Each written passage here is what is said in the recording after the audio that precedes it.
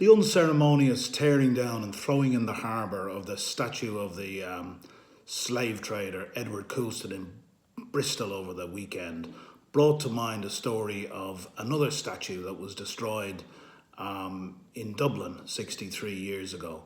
Now, the first thing I'll say is there's no attempt here to draw much equivalence between the two. They were both imperialists, no doubt, but one was a slave trader and the other was a soldier. So here it is. Here's a little bit of a story about a Gough statue. On the night of Sunday, July the 23rd, 1957, a statue in the Phoenix Park erected in the memory of Sir Hubert Gough, who lived 1779 to 1869, was badly damaged by an explosive device. Gough was a Limerick man who had served in the British Army during the 19th century and had been promoted to the rank of Field Marshal and later elevated to the peerage. He had served with distinction in the Peninsular Wars, South Africa, Puerto Rico, West Indies, Suriname, China and India. He was a veritable blimpish Pukawalla Sahib, old British Empire builder of the First Order.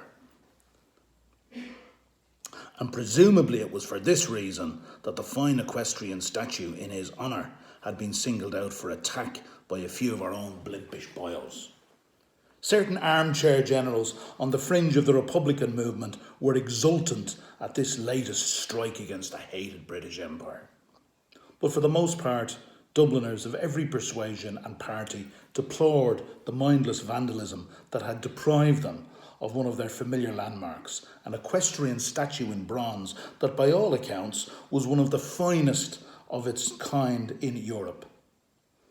Within days of the event, an anonymous, and some would say exceedingly tasteless, piece of verse appeared on the streets and in the pubs of Dublin, condemning this latest desecration of one of our monuments.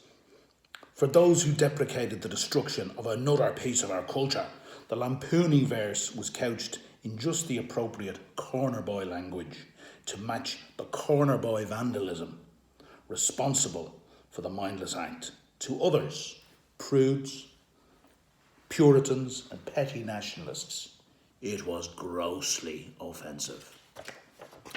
So here it is, a wee poem on the Ballad of Gough, incidentally written by a man called Vincent Caprani, who was a lifelong work colleague of my father's, a printer and also a renowned trades unionist in Dublin, and one of the names that used to ring around our house when I was growing up.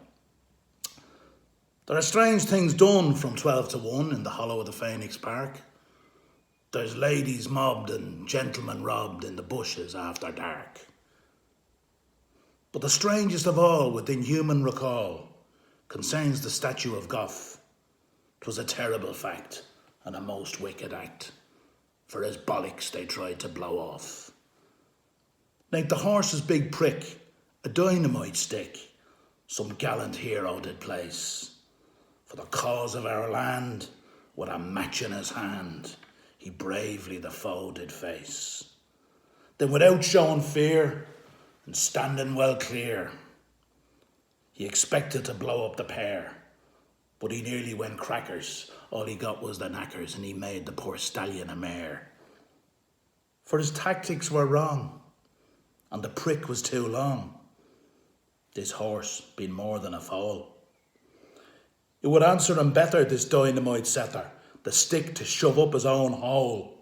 For this is the way our heroes today are challenging England's might, with a stab in the back and a midnight attack on a statue that can't even shite.